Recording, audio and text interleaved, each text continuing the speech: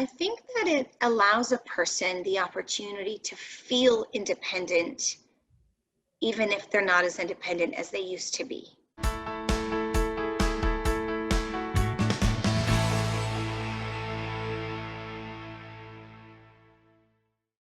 In this video, you'll meet April Johnstone, who's the Sales and Marketing Manager at the Redwoods Retirement Residence in Ottawa, Ontario. And in this video, you'll hear her explain the unique apartment style model that the Redwoods has. You'll also hear her talk about the excursions and the connection to the city that residents there will have.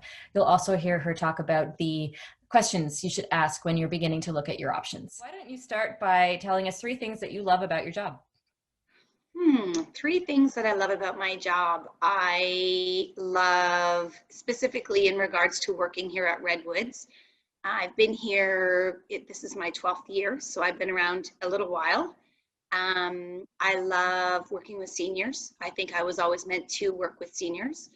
From a very young age, I have always found them in my network of people. I love the apartments here at Redwoods. I think that it offers the opportunity for our seniors to be as independent as they want to be as long as they can. And I love the fact that we offer full kitchens and 2-bedroom suites because, and I know that goes back to the apartments, but I do feel it's a little bit different because the apartment lifestyle versus, having the independence of still being able to cook, I think is really quite important for those who are still looking for that. Mm-hmm. And how did you end up in this line of work and specifically at the Redwoods? Well, I mean, it goes back a little while now. I did study businesses and marketing and sales in higher education in college. And I had a friend who was in the industry at our sister location who thought that I would be perfect for the job. So I went down there and worked for a year. But I did find the drive compared to where I was living was quite far. So they transferred me here and I've been tucked in here ever since.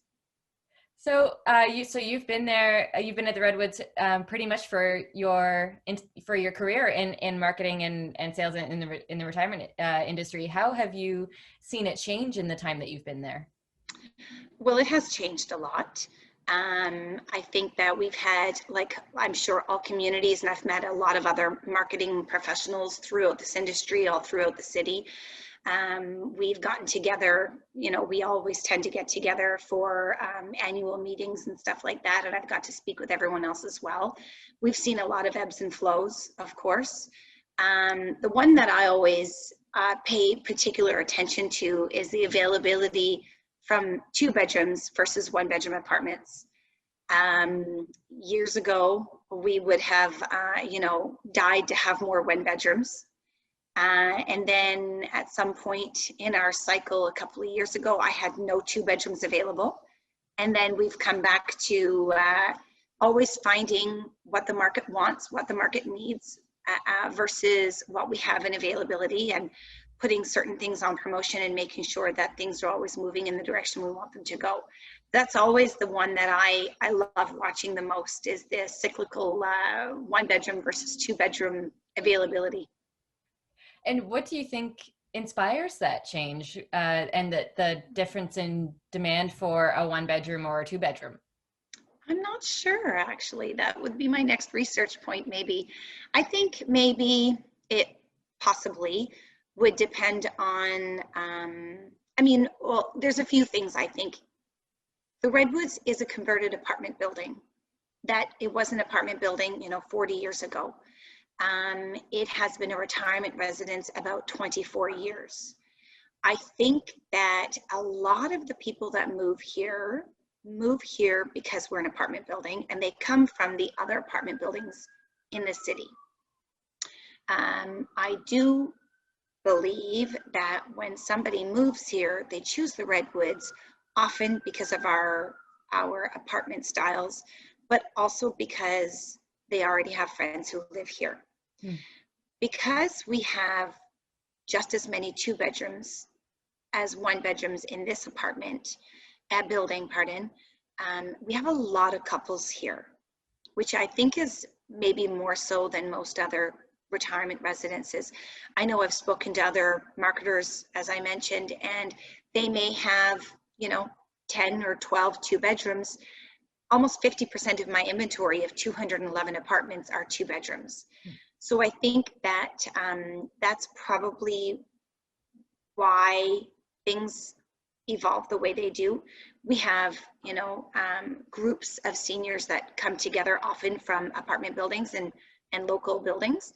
And often it could be couples at the same time. So I could rent maybe, 8 2-bedrooms in a row because people who know people will move together.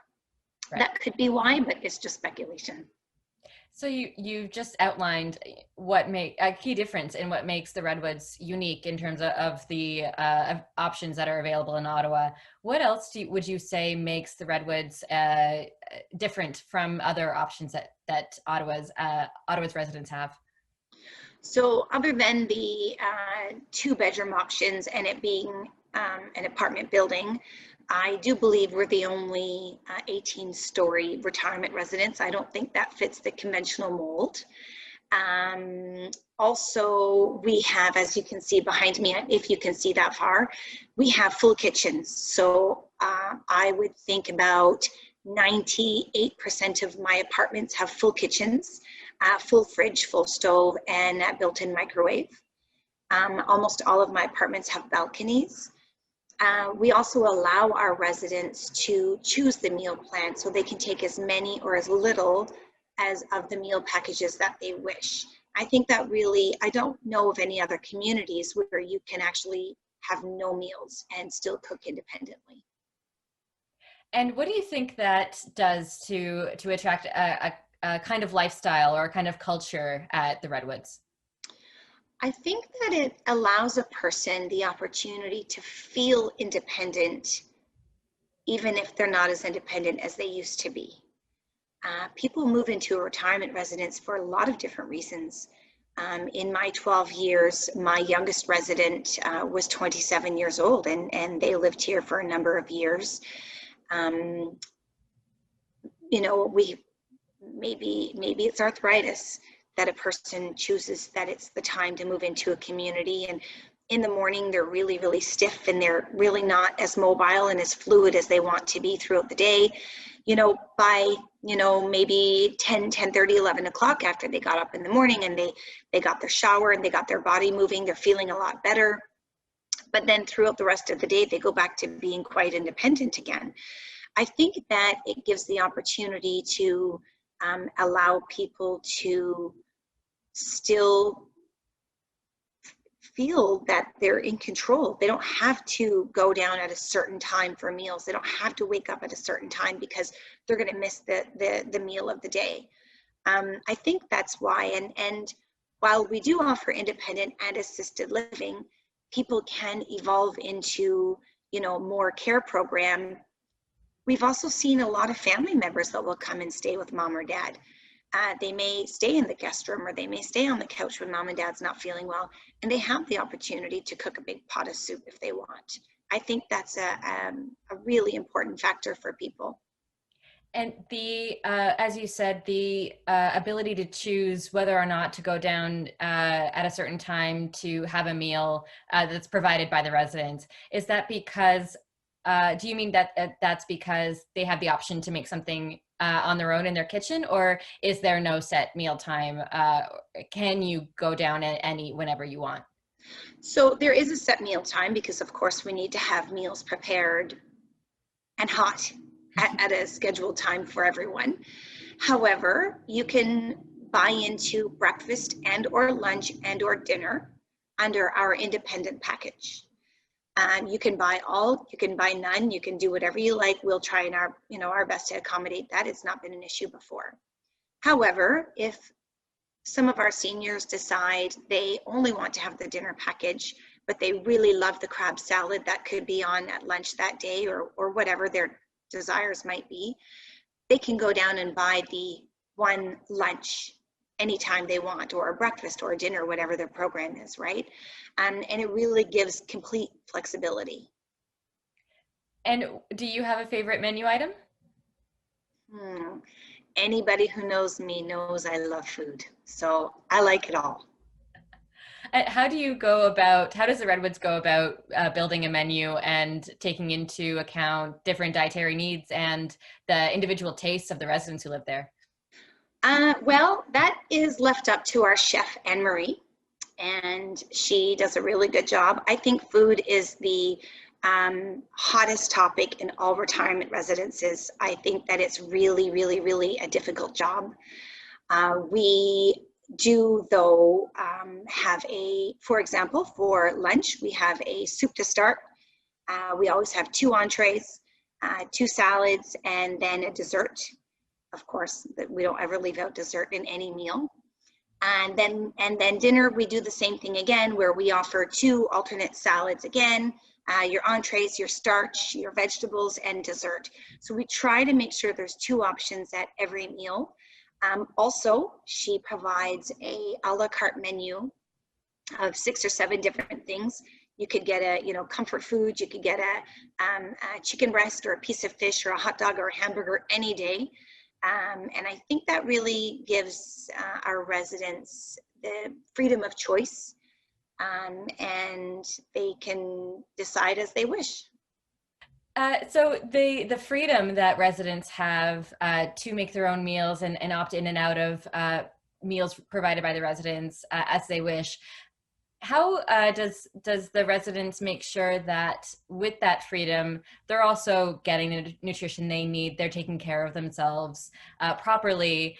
Because that is commonly cited as a reason for entering a community like this, to make sure that they're taking care of themselves properly and they're getting the right nutrition they require at this point in their life.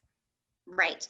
So our chef, Anne Marie, is really aware of dietary concerns. She's been around a long time. She's worked in a few different communities over her career as chef in retirement. So she really does do her best to cook with, no salt, healthy salads, things like that. However, it is up to a person to choose the right meals for themselves. Not everybody is a diabetic, and we do have diabetic options as our desserts, for example, but we also have the delicious cheesecakes on there as well. So we do allow people to make independent choices. We do gently recommend the healthier options, but it is up to a person to be in control of what they want to eat. I don't think we have a problem with that, though. We're all adults here, and our seniors take their health and fitness pretty seriously. And if someone is not supposed to be following a certain diet, then they're the first ones to tell you when it's not right. And so, speaking of fitness minded and other activities and features that you provide at the Redwoods, what are some of the features that residents like to participate in, and how do you like to reflect their individual desires and interests? Right. So our activity coordinator, Lauren, who's been here a number of years as well, she will visit, and her team will visit with a resident when they move in, and they kind of go over a checklist of what outside influences and skills that our residents may have, or hobbies. And we always try, and if it's a possibility and we know somebody else that does that same hobby or skill, we really go out of our way to introduce them. We have some really great programs here, our French Club being one of them. We are located, more Ottawa West, so we do have a number of French-speaking people here, but we're predominantly an English community. I would think out of maybe 230 people, we would have 40 French as a first language residents. We wanted to make sure that they had an opportunity, or they have an opportunity, to communicate in their native tongue. So we started a French group where, we sometimes enjoy the French delicacies, and being wine and snacks. We also go out to some of the local French restaurants on our field trips. And they really like that. We have some of our residents that don't participate in any other activities. They seem to come to that one. So that one's really important. I personally love running the book club because I'm a bookworm, and we have about 15 or 16 people that participate in that. I would also say our bus is a huge factor. I think that our bus seats about 22 people, and extremely mobile. We've dragged our seniors all over the city and neighboring cities. Sometimes they know where they're going, sometimes they don't, and it's always good fun. We leave a lot of surprises. You could find our seniors going up the gondola in Tremblant. You could find them visiting the jails in Kingston. You could find them in Montreal, and anything that's happening in our city, we really try and be a part of it. Some of these excursions are more advanced with lots of walking, so we make sure that the right people are going on these. And then some of them are really low impact and are a sightseeing only. So I think that those are, of course, we have so many others, but those are some of the ones that interest me the most. Well, and maybe I should also point out that we have a really nice saltwater pool and we offer water aerobics. So there is lots to do if there's a lot of attractive qualities if someone is still independent, still active, still likes to have full control over what they eat, what they like to do.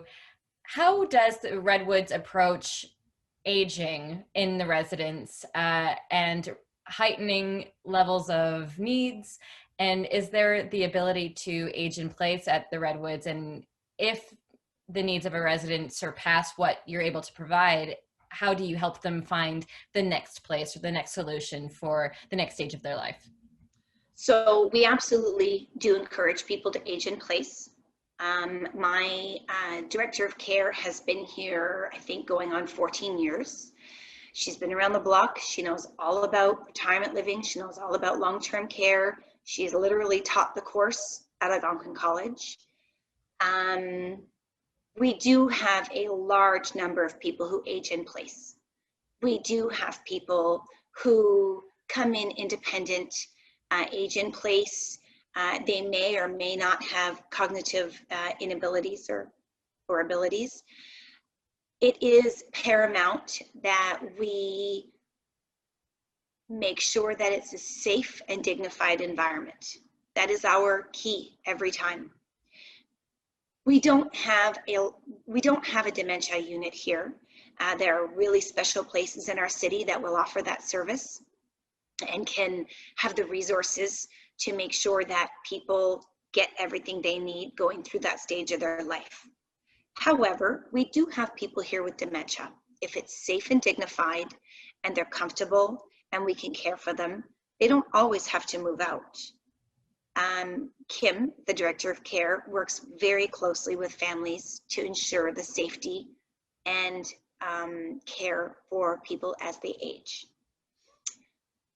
We offer independent and assisted living, and we've offered a number of palliative programs here, or people going through that program. It really is per person and depends on the situations. If a person reaches our abilities to care for them, nobody is usually surprised because they have worked already for a number of years with our director of care.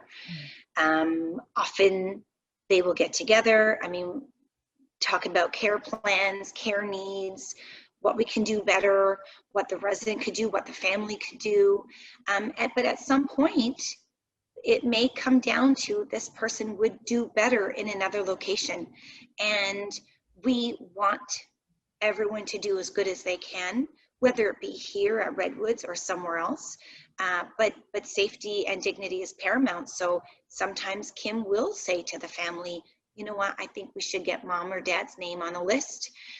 We do have the Lins here as a third-party care operator. That is, I do understand, that is who also works with the families to make sure that mom or dad is placed in a appropriate community. So you know what, teamwork, it's all about teamwork and the care needs of the person who is aging, and making sure that they're getting everything they need every day. Hopefully it's from our team, but we're not too proud to say when there's a better opportunity out there for someone. And how do you handle communicating with families outside of the residence, whether that's just keeping them informed about what's going on at the residence, what events you have coming up, anything that they might want to come and participate in, or if it's there are changes happening with their loved one and they should be aware of the conversations that you're having with them in terms of their care needs? Right. That is a little bit of a tough question for a marketer, because that often will fall. Families email me all the time after our senior, after their parent or their grandparent moves in. However, after someone moves in, there is a natural progression to start communicating with the department heads for the department that might be in question. As I mentioned, Kim, being our director of care, would communicate a lot with family members in regards to mom or dad might need this, mom or dad might need that, mom or dad had a fall yesterday or this morning or in the middle of the night, or depending on what the situation might be. Our activities coordinator also is constantly sending out information about our social calendars, what might be going on, what they're invited to, what we're taking mom and dad out to do, all the other things. So it really is dependent on, but we also want families to be involved. We love it when families are here and coming in and being a huge part of their parents' life or their grandparents' life still. And we often will see the kids down on the main floor filing nails during our nail painting day or doing an art class or whatever. But those relationships are built with the department in question, depending on what mom and dad might be doing at that time. And when families are approaching you, perhaps for the first time, just kind of exploring their options, sometimes it brings with it a lot of fraught emotions, a lot of high levels of emotion. And sometimes there's disagreement in terms of whether this is the right time or it's necessary or the right place. How do you like to approach those dynamics and offer some guidance to those who are in that situation? Well, I've been around a little while, as I mentioned, so I've seen everything, I think. I would have to agree, this is some of the hardest decisions that families have to make. We have to give information. I always encourage people to write down questions. I think that families' minds are racing when they're starting to interview communities. I think that getting as much information is golden. We've known that for years and years and years, and it's invaluable. You have to start somewhere. You have to start your research. You have to make a list. You have to decide what's important to your parent, to your grandparent. You have to find a community that shares the same ideas and values as to what your parents or grandparents are looking for. Putting, your parent or your grandparent in a community that doesn't have any values or doesn't have the same values that your parents have would not go over well. I think that it's really important to do your research. I tell families all the time, there are no bad questions. Ask everything, write everything down. I don't care if you email me 300 times or at 3 o'clock in the morning. I'll get to it, at 8 o'clock when I come in, but I don't want to forget anything because they're all really important questions. I think that looking at a few different communities is a great idea. Don't choose the first one, even mine. You have to do your research. I think that finding in a community that offers nursing care is really important. I know that sometimes when people tour the Redwoods that already live in a community, it's often because A, they don't have nursing care, or B, they don't have full kitchens. So, you know what, find out what's important to your loved one, and look at the next 10 years and kind of try to put together a plan of what's going to be next, because moving is really hard. It's not easy. I don't want to sit here and pretend it's nothing. It is. It's a lot of work. So we have to get it right the first time. I try to work with families as well to ask all the exploratory questions about what is needed. You know, sometimes I try and bring about the starter conversations about what does mom want? What does mom need? And then we try and build a plan around that. And then hopefully we design an idea or a plan or a care plan or apartment or whatever that she would be happy in for the next 10 years. Mm-hmm. That's kind of our way here, my way here, but I think we do a good job. Is there a memory of a resident at Redwoods that stands out in your mind of someone who proves to you the reason for a residence like this with the model that you have?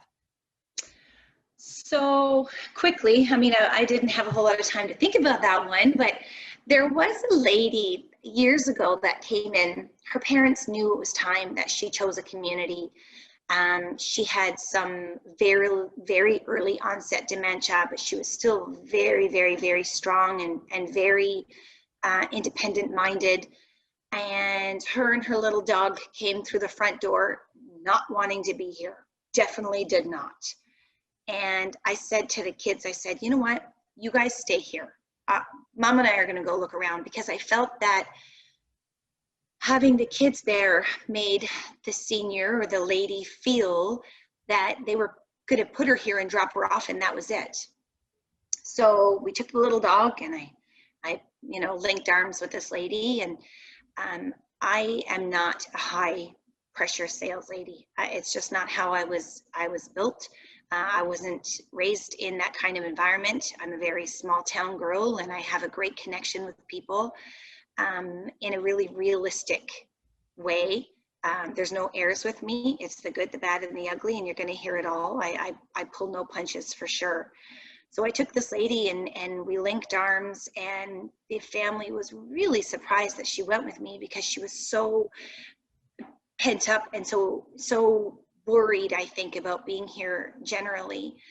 I took her to a couple of different apartments. We walked through in a very casual, no pressure, I know we must have been together an hour and a half. The family must have thought we were never going to come back. And by the end of it, she was very, very relaxed. She had decided, you know, I think she learned really quickly that we weren't going to put her in some tiny little apartment and drop her off here and never come back for her. And that was one of the ones that I loved the most. And she lived here for years and years and years with her dog, and had a great life for the rest of her life, which was very rewarding for us. And looking forward at the next 5 or 10 years at what's in store for Redwoods, say someone's moving in this year, what do you think they will be added? What do you think you would want to add to the offerings that you have at Redwoods, whether that's something in the building or a new program or a different use of technology? Do you have ideas for what's next at Redwoods? What's next for the Redwoods? I'm not sure. I think that the Redwoods is in a lane by itself, I think, because of the structure of our building. I mean, 2020 has been a roller coaster for everyone. I think that what we're doing is really well. We made a lot of changes in early 2017 to our business plan, and we did a lot of our changes just a few years ago. We, talking about that customized meal plan, that was something that we just adopted in 2017. Also, we don't have a second person fee, which is something that we just adopted in 2017. We don't, if a couple moves in and they're independent and they're cooking their own meals, we feel it doesn't really cost us anything to have a second person here. So we used to have an $875 second person fee, which we took off. I'm not sure what's around the corner for the Redwoods, but I don't expect to see a whole lot of changes because I think we're really comfortable where we're at right now. I think that our occupancy really increased when we made these few changes a couple of years ago. Back in 2016, we didn't have air conditioning in our apartments. We had the window air conditioners. And we now have the European wall mount systems in all of our apartments. I think those 3 changes were huge in our development here. So I don't think we're going to see a whole lot in 2021, barring we don't have a crystal ball, and we don't really know how our economy and our world's going to change. But based on history, I think that we're comfortable where we're at. What advice do you have for anyone in the middle of their search now? The advice that I have for anyone in the middle of their research, I think that as we touched base on earlier, interviewing the communities is more than one. You know, pick your top 3 and really get to know who they are and make sure they have the same values as you.